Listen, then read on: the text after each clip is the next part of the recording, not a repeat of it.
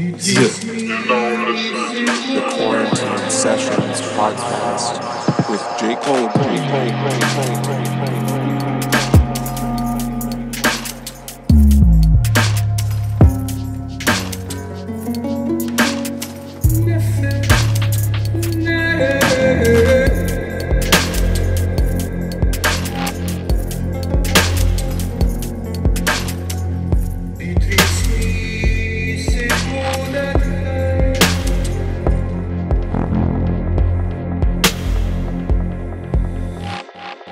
Hey, Ka. Hi. How's it going? Hold on, my Good. head How are you? is cut off. Can't have that. I'm good. It's nice to see you. You too. Been a minute. It's been a while. Yeah. Yeah, so much has happened, I think, in both of our lives since the last time we spoke. Indeed. Oh, thanks for having Well, me here. yeah, it's a pleasure to speak with you. Yeah, we've been friends for a long time now, and I know you as an amazing painter and performer and artist. And yeah, maybe you could begin by just sharing a little bit of your story with the rest of the audience here about who you are and how you got to the point that you're at now. Oh my God. Okay, well, we could be here for a week if I were to go through all of that. But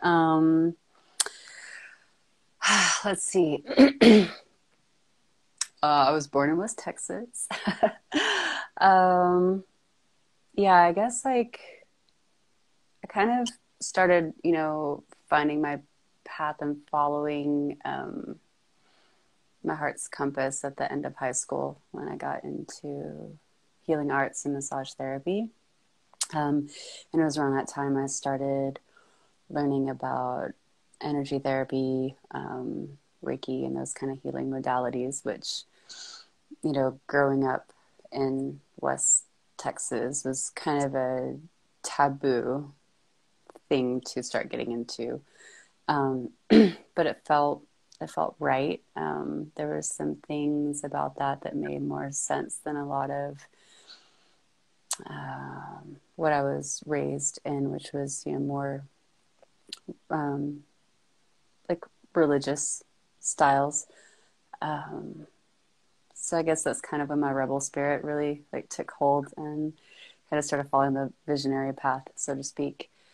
I was always really creative. I was bored a lot, very lonely and bored a bunch as a kid. There wasn't a lot to do in the town of Lubbock. So I was always really creative and artistic. I didn't ever feel like I was going to be pursuing a path in art. I was really into theater. Yeah, more acting, but and music. Actually, it's funny because I didn't really think that I had what it took to be a good artist. I was really intimidated by all of the kids who were already in art classes and good at art in high school. So I kind of didn't really pursue it or give it a go. I just kind of decorated my room crazy and made crafts and strange things, but always a nonconformist, so to speak. I think around, let's see, I moved to Austin, Texas after high school and continued pursuing healing arts. And then around, like 99, kind of started getting into belly dancing. A year later, got into fire dancing, and then started making headpieces, which kind of started my feather work. Actually, my massage teacher, who became my godfather, ended up giving me a Christmas present one year that was some assembly required. It was a bunch of feathers and some driftwood and shells to make a sage wand, a smudge wand. So that was my introduction into feathercraft, actually. And that just kind of rolled out from there, right? Yeah, so it's kind of the healing arts and the art forms that I still work with today are very much intertwined. Painting, gosh, I think the first time I started painting was around 2003, 2002. Like I used to do drawings here and there, but I never really liked them. I mean, I'm only now just kind of getting more comfortable drawing and sketching in a sketchbook. Um, I was never one for patience. I was always quite a perfectionist, right? So like when you're beginning any sort of work of art, it doesn't look that great in the beginning stages, and that really bothered me and irked me. I'm understanding about why that is now, with these studies of like emotional psychology. But yeah, I didn't really like feel like I had the patience for it, and just looking at what I would do given, a few minutes of time, I thought I sucked. Then I met a friend who is a really phenomenal artist and painter. You might know him. His name's Dave Lowell. You know Yeah. him? Okay, cool. Yeah. So I met him a long time ago, and his work just blew my mind and was exquisite. And I would watch, how much time he would put into it. So then I went to Israel for about a year and started spending a lot of time on my drawings, and was quite amazed at what would come out. I'd have that experience of wanting to put it down and walk away. That urge of like, oh, I don't like this. I want to toss it out and not continue on it. But just, it was kind of like an internal fight to push through those feelings. And yeah, then it was like, wow, okay, this is really the key to making art that looks good. It's just patience and pushing through those perfectionistic urges to eject, right? And then seeing that, I came back and was like, well, might as well, yeah, give oil painting a go. And then I fell in love. And I've been doing that since, and kind of started the whole like trio of oil painting, headdress making, and performance art all at the same time. And I've been with them ever since.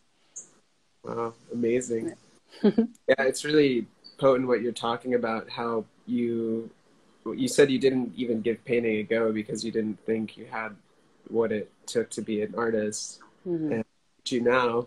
But I think that's such a common story, is people meet their own resistances through their limiting beliefs, and they won't even engage in the creative process because they don't actually believe that they can do it. And I believe anybody can do it, and that it really Same. just a willingness to sit down and to face those discomforts. It definitely provokes a lot of psychological discomfort when you're beginning something and you have this standard set in your mind about what something should look like. It's like it has to be this crazy masterpiece right off the bat. And then when you first sit down to draw and you don't totally have a hang of it yet, and it doesn't look the way you want it to look, and a lot of people just give up there because they get frustrated. But I think it's really important to understand the process and to understand that everybody, no matter how great their work is now, was there at some point in their lives.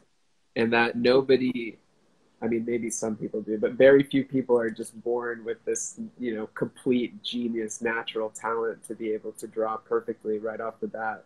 And there's usually a process of fostering that and learning about it and practicing and refining. And yeah, I go through that with almost every single painting that I make too. I think that there's always this stage where it looks really bad and you think you've ruined it. You're like, oh my God, Yep. like, I'm just gonna put this painting down and never gonna touch it ever again. But and I don't like it. Like, it still makes me really uncomfortable even now after doing it tons of times. But if you can kind of stick through that and just keep painting, like all you need to do is just keep painting and just kind of trust in the process. Yeah. And trust in whatever force is kind of guiding your hand to create that work of art in the first place, to guide the marks to be exactly as they need to be and to guide the painting into its fruition. When you surrender to that, there's always that moment where you come out the other side of that and you're like, wow, I'm so glad that I stuck through that and that I didn't quit, because now it looks awesome, you know? Yeah. And then you're like, well, that came out of me. Yeah. hmm Yeah, it's funny. I've been reflecting on that the past couple of days too, just how I mean, it's the same. It's like every time I start a new piece, every time I get into like step up to the easel to work on a piece I've already been working on, there's always that fear there, that resistance that, yeah, I'm gonna fuck up what I've already done, or I don't know what I'm doing. It's usually that feeling like I don't know what I'm doing. I don't know what's coming next. And the mind really likes to hold on to that as a reason to not participate. And the same thing, I had a friend come over to my studio the other day. It was like the first time I hung out with a friend in 2 months, right? But we're going to make some art and take some pictures of a pair of wings that I just prototyped and made. And it was funny because like I don't consider myself a great photographer by any means. But I'm going to do this photo shoot with her, right? And then I'm like, I have no idea what I'm doing. And I was almost tempted to invite a mutual friend over just to take the pictures, right? Because I'm like, is this going to be a waste of time? I'm really out of my element here. But I ended up just like going into my loft and pulling down a couple rugs that I had and some gauzy white fabric and some Christmas lights. And there was a ladder in there already, and just kind of like, I mean, out loud, I'm like, I have no idea what I'm doing.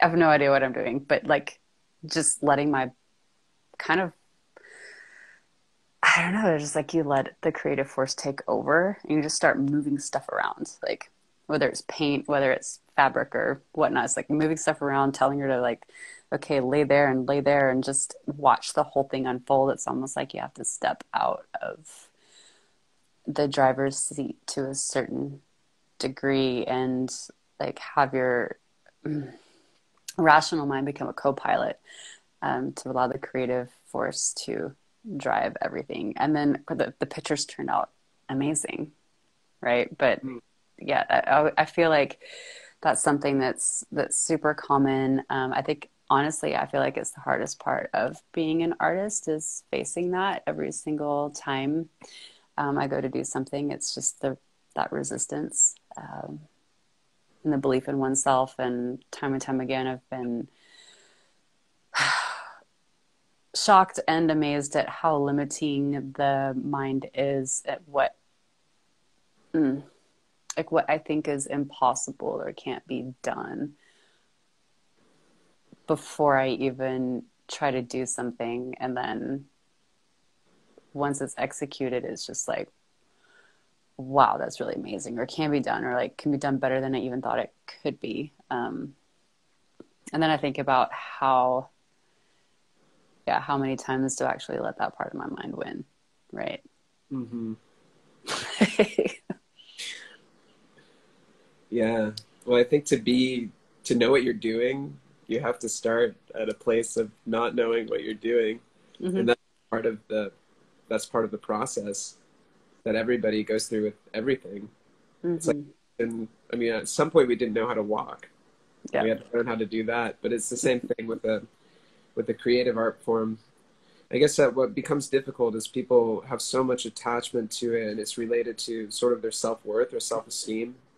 You know, so it's really challenging for people to kind of quote unquote fail in an artistic endeavor, which really just means that the thing that they're creating doesn't conform to their expectations. It doesn't mean that they failed. So I think that when you're first beginning, it's really important to broaden your expectations so that when you are creating something, you just kind of let whatever happens happen, like with curiosity. And it's not so much about trying to make something and have all this like attachment and weight and tension around what it has to be, but more like what would happen if I tried painting, or what would happen if I tried photography, or just what would happen, and try it and be surprised and see what happens. I really love this book, The Artist's Way. You've probably read it. Actually, And I haven't. I've heard a lot oh, about it. I've looked at it a little bit, but I'm like, I'm one of the only people that haven't done it. it's cool. I think you're doing just fine without it. But yeah, that's one of the principles of the Artist's Way is that our creativity. I liked what you said about your rational mind being the co-pilot to the creative process, because that's something that she talks about a lot. She talks about the creative spirit as being kind of this higher intelligence that moves through us. So when we sit down to create a painting or we sit down to make a drawing, we're more like channels, and we open ourselves up to this creative force to move through us. And then whatever comes through, you don't need to identify with it so strongly. If you recognize that it's not really something that you did, but that you were kind of just a collaborator. Mm-hmm. That's a pretty classical idea too. I think in ancient Greek times, they had the idea of the muse, which was the same thing. These kinds of creative spirits would possess people, and then they would create great works of poetry or music or art. But they didn't take so much personal egoic ownership over what they were creating. They kind of recognized that creativity is something that originates from outside of us and that we can allow to move through us. And that perspective has really helped me, I think, within my own creative process, because when I was younger, I used to also be really perfectionistic and beat myself up a lot if I wasn't creating something to the standards that I wanted it to be. And I guess that in some ways drove me to perfect my craft also. But looking back, I could have, if I had that perspective that I have now, I could have gone through the same process, but in a much easier and more gentle way. An enjoyable way. An enjoyable way, right. Uh-huh. Yeah. Yeah, I appreciate what you said about curiosity. And I think there's a lot of areas in life where that becomes the magical ingredient, right? Like if the more curiosity that we approach everything in life with, the more enjoyable it is. Especially like even in relationships, right? Like Absolutely. if you're relating with somebody and there's a conflict, you have two different opinions or beliefs about something, I find the one thing that actually like creates a like winning scenario is curiosity. Because without that, then everyone's just arguing for their own point and being really rigid. But curiosity brings that level of, wanting to know where the other person's coming from, this willingness to learn something else. It's, founded in a sense of humility and like childlike wonder, right? Like, it puts off a lot of pressure. It takes a lot of pressure off, because if we're coming from a place where we feel like we have to know everything and like prove what we know, it's just really uncomfortable, even in the body thinking about it. But when it's like, yeah, I'm really curious about that. Like what happens if we do this, or what happens if I try on this person's perspective? It feels more fluid and flexible. And yeah, there's that kind of like joyful exuberance there that you experience as a kid when you're not trying to know it all or be something or fit into a box and get the rest of the world and all of your life to fit into that tiny box with you. Yeah, I'm curious if you would be open to speaking more about how you found curiosity to aid you in relationships. And I'm curious a little bit about this journey that you've been on too, and you said you're open to talking about it, just with these shifts around relationships and what that's brought up for you in your own healing process. Yeah, sure. I had a 6-year marriage dissolve a couple years ago, and that pretty much like flipped my whole reality upside down. There was a double life going on that I didn't know about, and so that was extremely traumatic. But it's funny, like with the curiosity thing, it's always kind of like, okay, yeah, I'm going through something really hard and painful, but what's the, like, where is the silver lining here? You know, like, what can I reach for or find that I can build from? And yeah, I started really diving into a lot of relational psychology, which helped me understand a lot of the way that the human nervous system works, and kind of in line with the whole like law of attraction stuff that always sounded really woo-woo and actually quite annoying for a while, because it's, you know, like if you're in a situation and you're experiencing really challenging things, the last thing you want is, and the last thing that feels good, honestly, is for someone to say, well, like, you know, your vibration is what's creating it. And you're just like, fuck you. Yeah. Like, but, you know, I've come to discover there's a lot of truth to that. But that's also like on the conscious thought level, right? It's like what you're only really in control of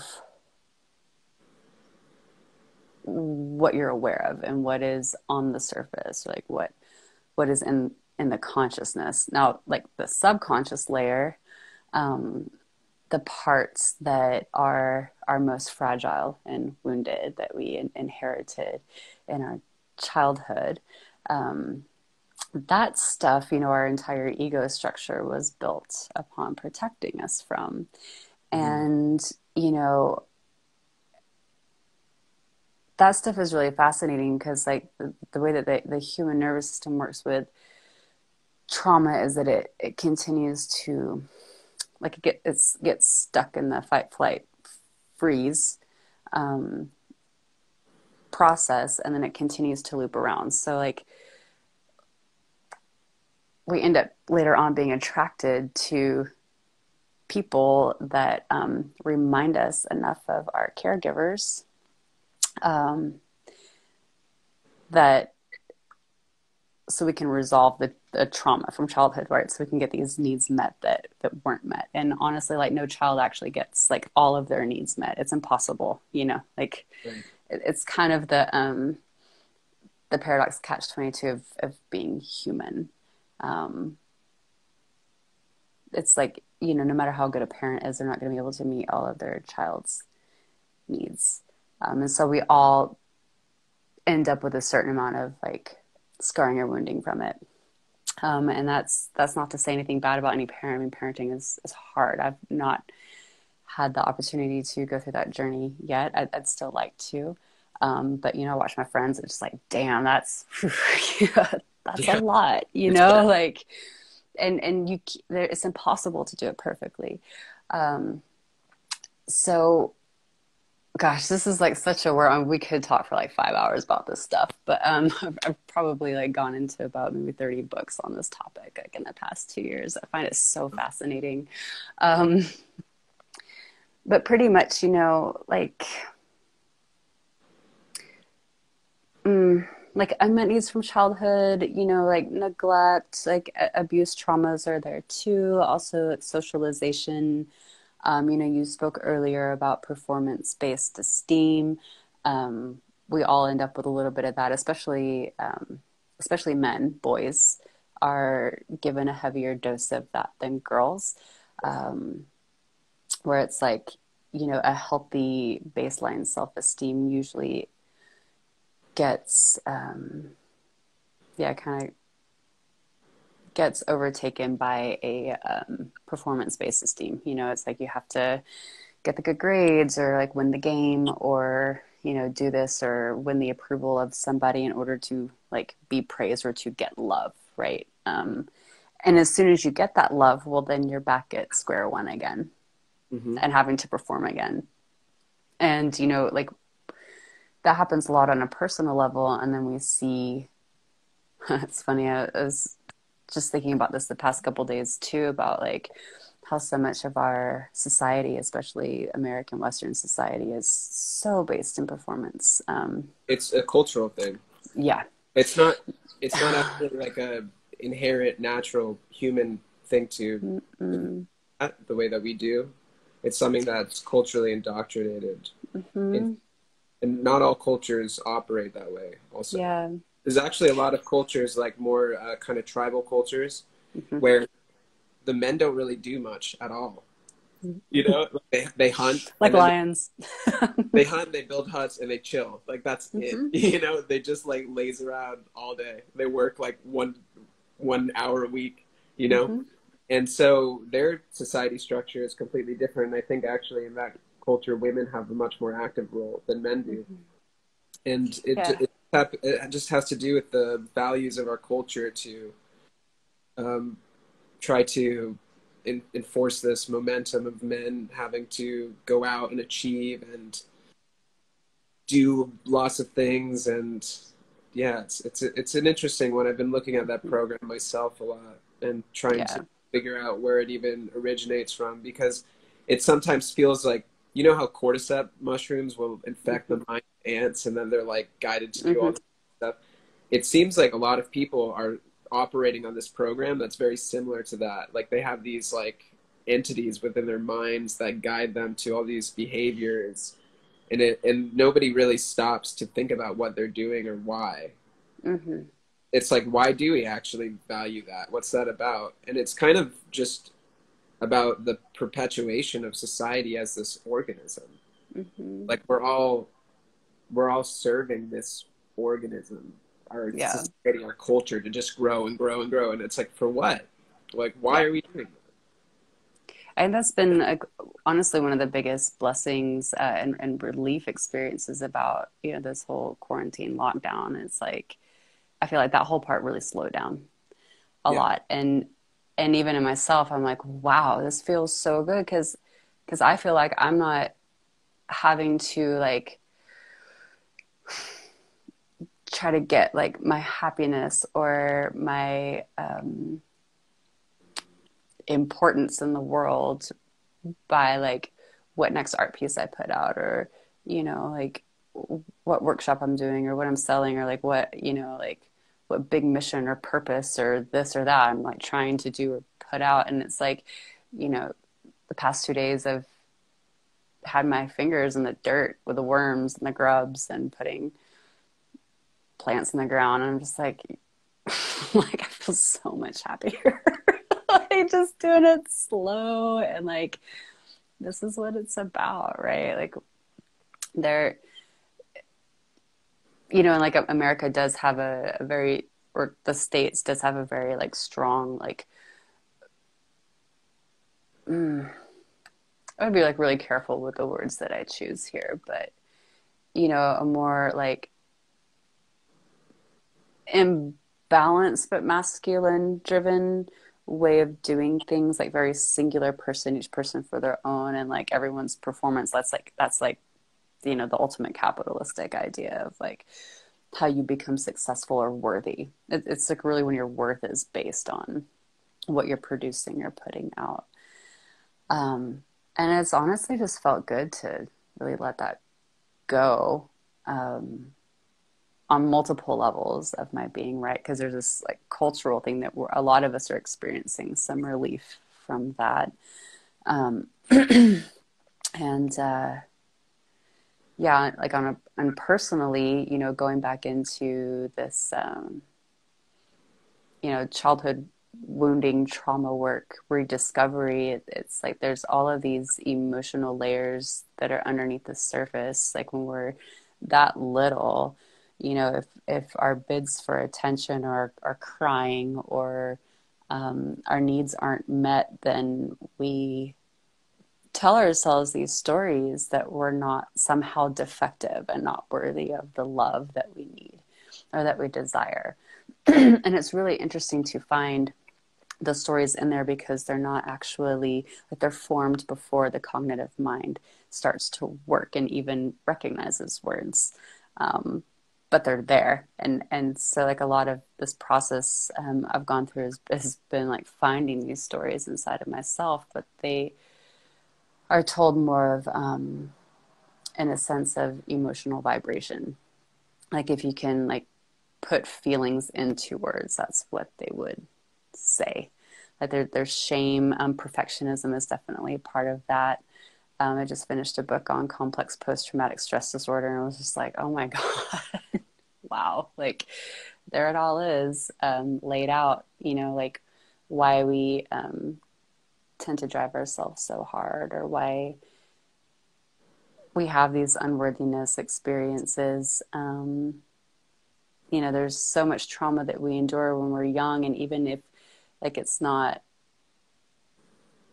we're not experiencing what would normally be considered an abusive experience, right? And so we tend to belittle our natural feelings of hurt and anger, especially anger. Like usually if you're a little kid and you express anger, you get smacked for it, you know? So we have like all of these emotions that are locked in there that didn't get a chance to be expressed, and we're actually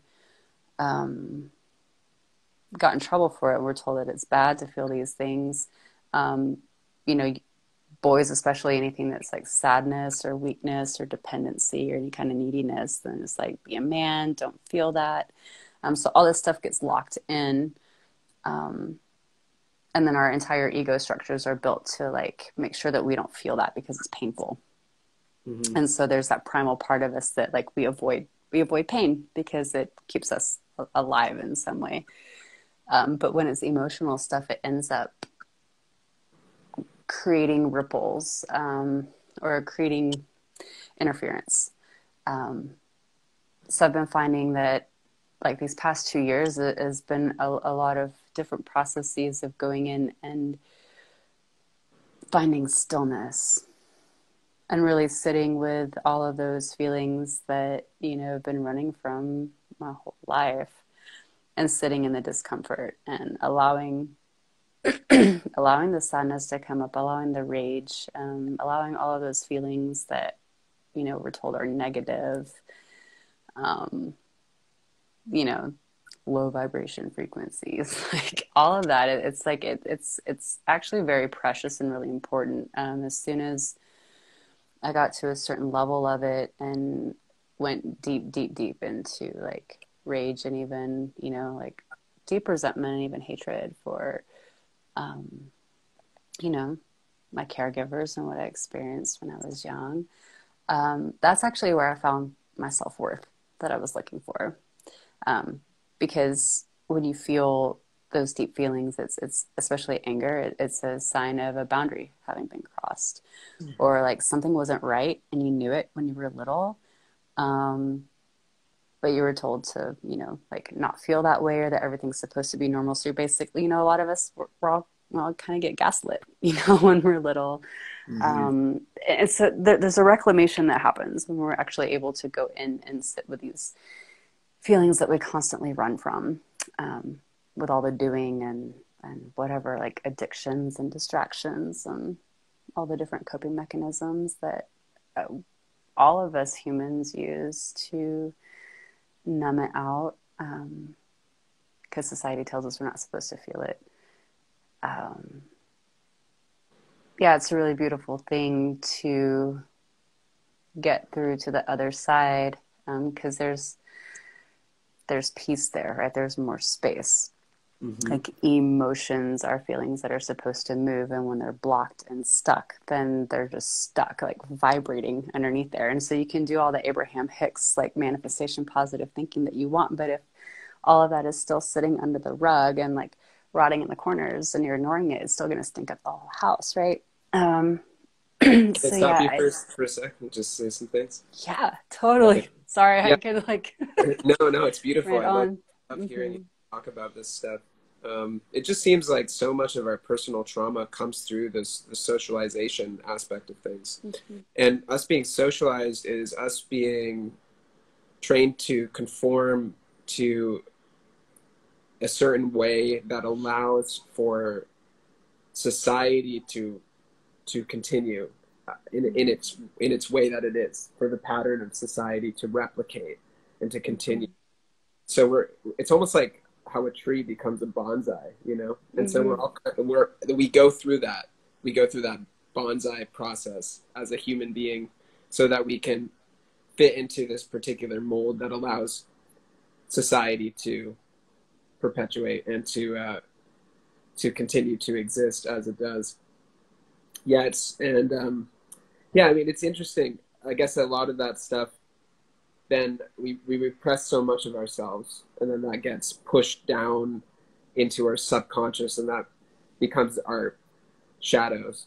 So most people are just sitting on top of these mounds of suffering, you know, like all just these corpses of aspects of themselves that they've just repressed and pushed down, and they're afraid to go into or access because they've been trained that if they do that, they're going to be exiled, they're going to die, bad things will happen.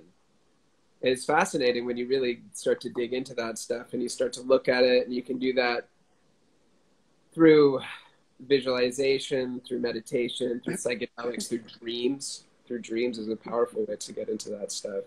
But when you really start to let that unconscious shadow material come to the surface and you acknowledge it and you validate it, because I think that that's a, you know, you're talking about being an angry child and getting like slapped for it. I think it's like our inner child is often just seeking validation. Yeah. That says like it's okay to feel this way, you know. And when you can be that for yourself and cultivate enough mindfulness and objectivity to allow the emotions to rise and to not freak out about it and to let them do their thing and to just kind of witness it, wow, it's amazing. Like you feel amazing afterwards. You know, it feels like a huge weight has been lifted off of you. And it's not that complicated. I think that really all the emotion wants is just to be able to do its thing. Yeah. You know, it's like you know, it's like because we're ashamed of these emotions, so we hide them in the closet, and they're like pounding at the door, and you're like, no, you stay in there, you don't come out. But the minute you actually are like, you know what, it's cool. Like, what do you like? Just come have some tea. It's okay. Like you can come out, just like sit for a while, and it comes out and it does its thing. It's sadness, like unworthiness, and you feel it, and it's like, oh, so uncomfortable. But it moves through your body, it does its thing, and then it's like you're free of that. Yeah. And it's remarkable that really all you need to do is just feel. Just let yourself feel the emotion. Yeah, it's true. It's funny how much I find that meta emotions can be kind of where we get stuck more so than the actual like raw emotion themselves, right? Like you said, the shame about an emotion, or like feeling a certain way about feeling a certain way, is usually where discord comes. And another thing that's interesting too is like being okay with feeling opposing emotions at the same time. I think a lot of us struggle with that. It's like, well, how is it possible to like really feel a lot of love for somebody and also like a whole lot of anger at the same time? Like it should be one or the other, black or white. I was like, actually, we're so much more complex than that, and allowing ourselves to feel completely opposing things at the same time is helpful, because that's actually normal. Yeah, we're these paradoxes. We exist in polarity, you know, and yeah, there's something really liberating about allowing yourself to be polarized, because I think that the ego wants to attach itself to a particular identity. It says, this is how I am, and it grabs onto that, and it holds on to that concept of self. And anything that is opposed to that idea of who you are, your concept of self, becomes very threatening to the ego. But the truth is, like, we demonstrate behaviors and feelings all the time that oppose our egoic concept of self. And that creates all this cognitive dissonance in people, where then they're like, I don't understand. I thought I was a nice guy, and then I just blew up, like, to my wife or whatever it is. But I think the more you can loosen your attachment or hold to a particular concept of self that says, this is who I am, and just bear witness to what is arising within the field of your consciousness as this strange polarity entity that we are, that creates a lot more harmony. Yeah. Well, then you're not subconsciously creating drama and sabotage in your life, right? I think that was one of the most powerful things that I've learned throughout this whole experience is that when you have all of that like suppressed emotion there, like say anger or whatever, or a story that, you know, like I'm unworthy of love for whatever reason you created that story, due to your circumstances when you were young. Those experiences keep happening, you know, like we notice how there are patterns in our lives, especially the discomfort ones where you're like, God, like, why does this always happen to me? Or like, here we go again, you know, like a lot of relationships, you'll start to discover the same patterns, especially romantic ones, because that's where this stuff really comes to a head. Because we like project our familial stuff on that, right? Like a person that we want to create family with. So yeah, like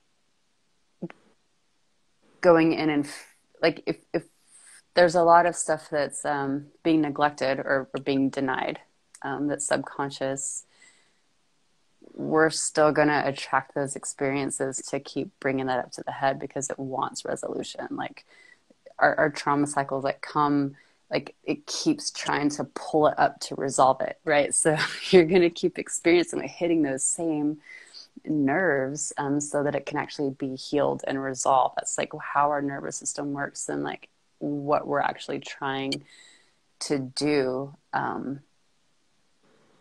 is the whole system's trying to get us to like lean into it to resolve it. But normally, like when we feel even an experience getting close to that same feeling of the pain, we want to like shut down and run away. But yeah, so once you like lean into it and feel it and sit with it and recognize it and become okay with it, then there becomes less of a tendency to subconsciously seek out more of the same stuff, because it's like it's resolved, it's over. You don't need to keep creating drama in your life. There's a book called The Presence Process by Michael Brown. For anyone who's listening or watching that is more curious about this, this is one of the most amazing tools that I found through this whole thing, and it goes really deep. Like he even takes linguistics and kind of flips them on their head, and really helped one to see like the inner healing process. And instead of it being a healing process where you're trying to fix something or remove a symptom of pain and suffering, how it's actually an integration process. And by how like accepting those aspects that are really uncomfortable brings that wholeness, which brings the healing that we're looking for, right? But it's like when we reject a part of ourselves, we shove it into the shadows. Well, that's where our shadows are born. You know, they're the parts that they just kind of keep doing their thing behind our back, and then we have these painful experiences or drama and trauma in our lives that we're like, I don't even know where this is coming from, but it's all there. It's all the stuff that we've been like pushing away. Yeah, fascinating stuff. It's really interesting too how our sense of safety is so based around our sense of familiarity. So, you know, people who have been in abusive type relationships or people that come from more, you know, challenging family environments are much more likely to just manifest those types of relationships for their whole lives. And it's like, even though they're suffering within those types of relationships and it's destructive and harmful, because it's familiar, they feel safe in that. And it's fascinating to me, and I can even observe this within my own life patterns, how afraid people are of embracing the unknown. You know, like going into an experience pattern that is something that we've never experienced before, that challenges us so much. You know, like for a lot of people, if they've only been in unhealthy relationships, to have a healthy relationship might be really uncomfortable for them. Because they're like, I've never done this before. I don't get this. This feels like uncharted territory. Yeah, Yeah, it's that's true. Like to feel really loved, usually there's this bracing where it's like, okay, well, where's the other shoe gonna drop, or like what's the catch? And that's a cognitive dissonance aspect right there, right? Because it goes against your entire worldview of like, it's not possible to be loved this way, or like at some point this person is going to peace out or leave or revolt against me because that's what I've always experienced. Then yeah, it's hard to relax into it. So usually, that person will like test or create drama or sabotage. And I'm speaking from experience here. This is For sure. totally me. I like, yeah, really look at that stuff. Thing with attraction too, how Yeah. we have like a mental idea about what we want, or what, like, I'm going to find this person, they're going to be like this. And so much of what we're attracted to is so subconscious and primordial. And I guess like a classic, like somebody who, like a woman who tells her friends that she wants to find like a nice man that she can settle down and have a family with, but then always is like finding herself irresistibly attracted to like the bad boy, like motorcycle rider who just doesn't give a shit about her, and her friends are like, what are you doing? But that's like our attraction mechanisms are so kind of like convoluted and confused and messed up. And there's this really funny stand-up bit that my friend just sent me. I'll send it to you. I think you'd find it really funny. But he's like, I wish that people's physical attractiveness could demonstrate their qualities of open-heartedness and integrity. And if you were like really fucked up, you'd have like a real fucked up appearance, But yeah, it's like that. It's like we're ruled by these forces that are deeper than us. Yeah. And as much as our little conscious rational minds would like to be able to be the one driving the ship, I don't really think they are most of the time. No, it's crazy stuff. When I had to stop going down the rabbit hole of relational psychology at one point because it got really creepy. Like, I've always been a romantic at heart, right? But then No. no, yeah. And then so I started checking out this book, which is great. It's called Getting the Love You Want, and it goes. Oh, yeah. This. Have you read this one? I read that. Yeah, it's a good one. Okay, yeah. What yeah, it gets pretty creepy about like what you're attracted to. It's just you're attracted to your mommy and your daddy and the issues that they've brought to you, and there could be 100 people in the room that might be a really good fit for you, but they're not even going to flip on your radar because they don't trigger your little wounds in there. And it's such a trip.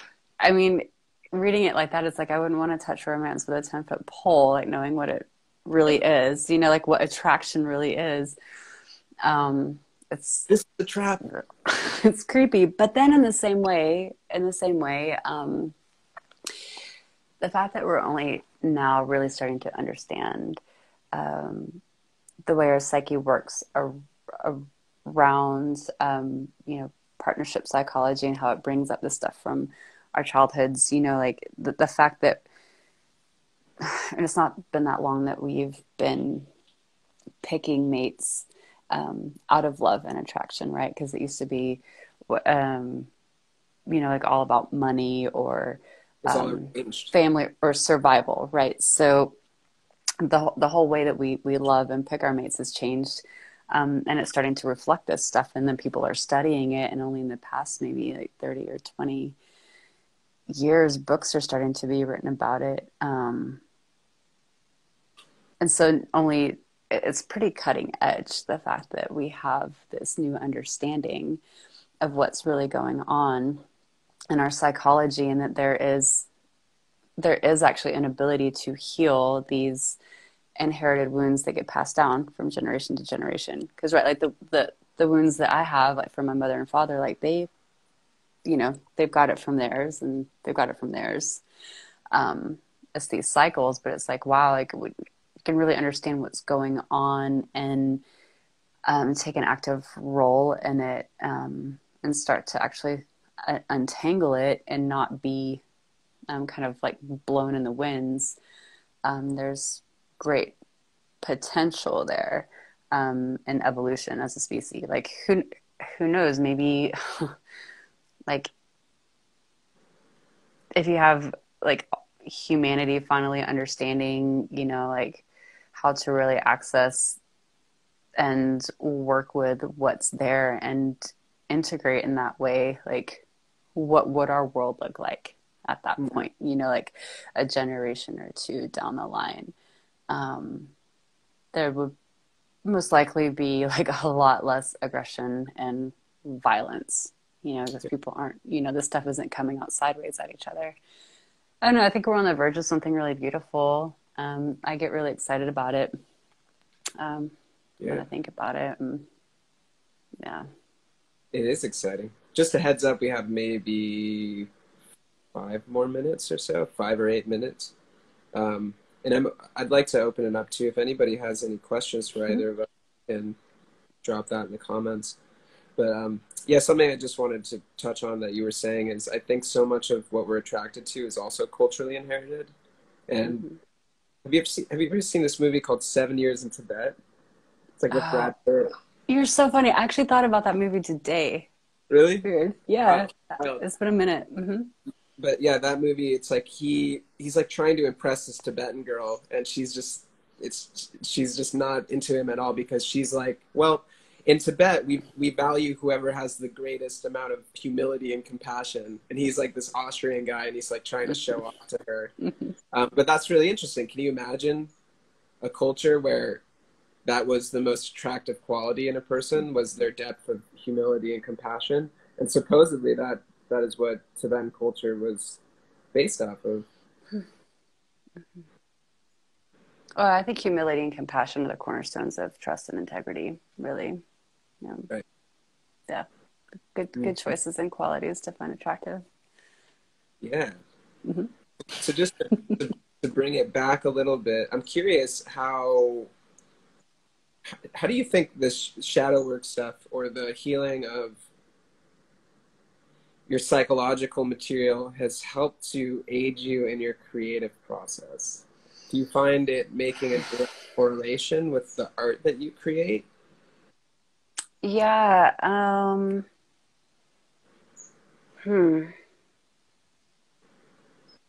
I think I'm only now starting to see that, right? Because there's so much of my process. I mean, a whole lot of other aspects of my life were disheveled. So I wasn't really feeling creatively inspired for a bit, because I went into quite an existential crisis, right? Like you open up the dungeons of yourself, and there's a lot in there. It can be overwhelming. I did a lot of writing, actually, but my paintings kind of took a back seat. I feel like right now I'm emerging out of a chrysalis, so to speak. So I am really curious as to what my art's going to look like. I know I've definitely been dipping my toe into some more erotic work, which is really exciting. I do feel like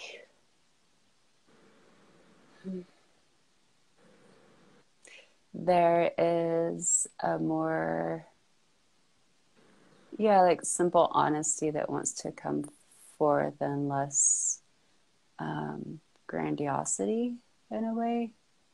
I mean, I don't even know the answer to that question yet, to be honest. But I'm looking forward to seeing, what comes through with all of that. I'm kind of just now getting back on my feet, really, and it feels good. So we'll see. Well, that's exciting. I'm excited to see what comes out of that. I like erotic art, so I'm sure that whatever you create is going to be beautiful. Yeah, this has been awesome. I want to cut the conversation off before we get forced to cut off, because sometimes it ends the thing like mid-sentence. Oh, really? Oh, bummer. Okay. But yeah, thank you so much for this conversation. To see you and to catch up, and for your time. Thanks for everybody who tuned in. You have any closing words or statements for our audience? I don't know. I mean, well, the first thing I want to say is let's do this in private and hang out sometime, because it'd be great to catch up with you that way. And for everyone else, thanks for watching and listening. A little funny because I'm like, I've kind of forgotten how to talk to people with all this lockdown, and here we are, like live. But yeah. Awesome. Yeah, much love. Enjoy the You rest too, of your sweetheart. evening. Rest well. Mm-hmm. Enjoy your day. Yeah, thanks everybody for tuning in. Hmm.